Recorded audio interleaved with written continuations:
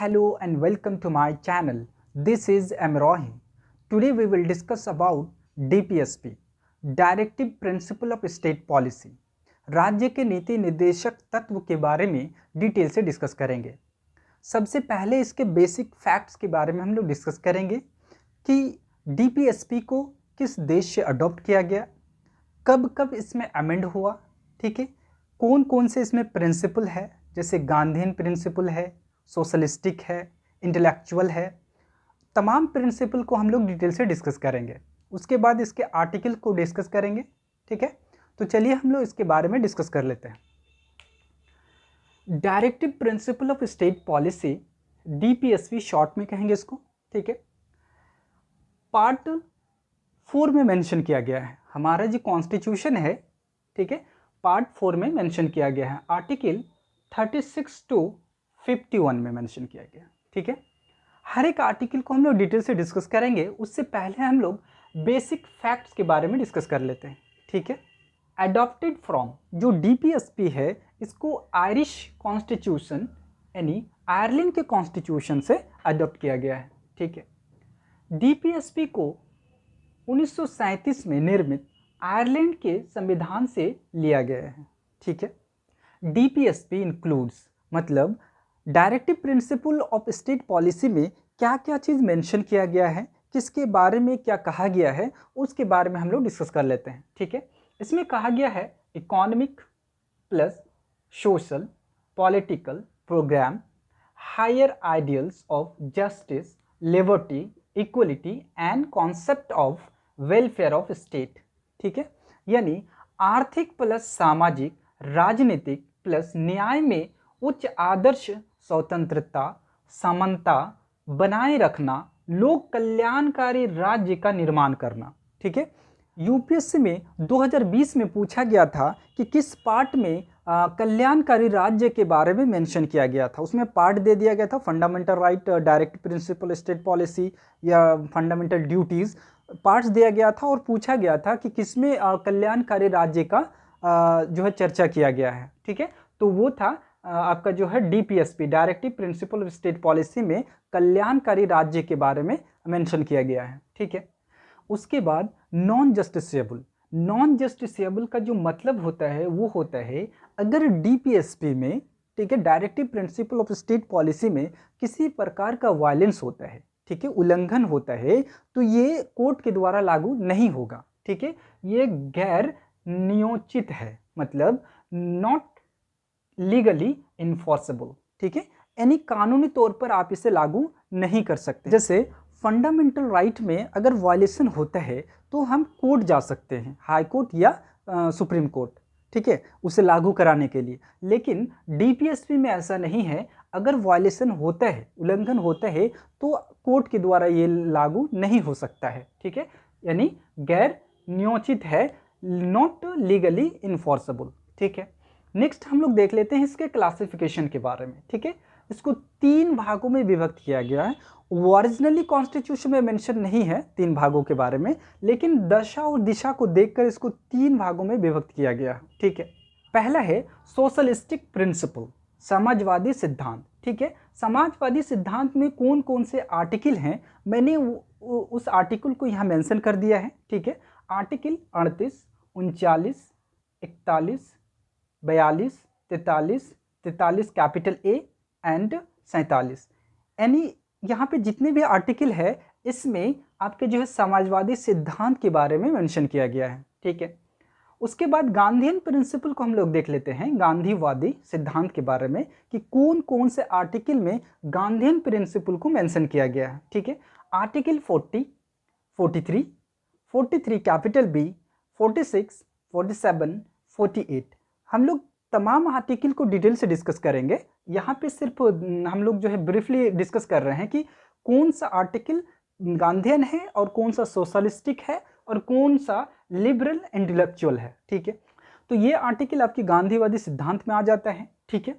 उसके बाद liberal intellectual, मतलब उदार बुद्धिजीवी सिद्धांत, ठीक है। आर्टिकल है 44, 45, 48, 48 कैपिटल A, 49, 50, 51, इसमें उदार बुद्धिजीवी सिद्धांत के बारे में मेंशन किया गया। ठीक है, इसको हम लोग डिटेल से डिस्कस कर लेंगे इधर आर्टिकल में। ठीक है, उससे पहले हम लोग देख लेते हैं न्यू एडेड डीपीएसपी, यानी नई जो इसमें डीपीएसपी को जोड़ा गया है उसके बारे में हम लोग देख लेते हैं कि कब कब इस आर्टिकल को जोड़ा गया। ठीक है, सबसे पहला अमेंडमेंट 42nd कॉन्स्टिट्यूशनल अमेंडमेंट 1976 में हुआ। ठीक है, इसमें 4 तत्व जोड़े गए। Article 39 capital A, 43 capital A, 48 capital A. ठीक है, उसके बाद 44th कॉन्स्टिट्यूशनल अमेंडमेंट हुआ 1976 को, इसमें एक तत्व जोड़े गए, आर्टिकल 38। ठीक है, उसके बाद 76वें कॉन्स्टिट्यूशनल अमेंडमेंट हुआ आपका 2002 में। ठीक है, आर्टिकल जो 45 की विषय वस्तु को बदला गया एंड प्राथमिक शिक्षा को अनुसूची 21 क में, ठीक है, 21 क के तहत फंडामेंटल राइट बना दिया गया। ठीक है, इसे फंडामेंटल राइट बना दिया गया बाद में। ठीक है, इसमें 0 से 6 वर्ष के बच्चों के लिए निःशुल्क शिक्षा का प्रबंध किया गया था। ठीक है, उसके बाद नेक्स्ट अमेंडमेंट है 97 कॉन्स्टिट्यूशन अमेंडमेंट 2011। इसमें जो है आर्टिकल 43 कैपिटल बी को ऐड किया गया था। ठीक है, उसके बाद हम लोग आर्टिकल को डिटेल से डिस्कस कर लेते हैं। ठीक है, डीपीएसपी का जो फर्स्ट आर्टिकल है वो है 36 कहता है डेफिनेशन ऑफ स्टेट, यानी राज्य की परिभाषा दी गई है। जैसे फंडामेंटल राइट में आर्टिकल 12 में डेफिनेशन ऑफ स्टेट दिया गया था, उसी तरह से आर्टिकल 36 में भी डेफिनेशन ऑफ स्टेट दिया गया है। ये क्या क्या चीज़ को इंक्लूड्स करता है उसके बारे में हम लोग डिस्कस कर लेते हैं। ठीक है, includes legislative and executive organs of center and state government, all local authorities and all other public authorities in the country। ठीक है, उसके बाद हम लोग आर्टिकल 37 के बारे में डिस्कस कर लेते हैं। आर्टिकल 37 कहता है these principles are fundamental of the governance of the country and it shall be duty of state to apply this principle in making rules। यानी निदेशक तत्व देश के शासन में मूलभूत है और विधि बनाने में इन तत्वों को लागू करना राज्य का कर्तव्य होगा।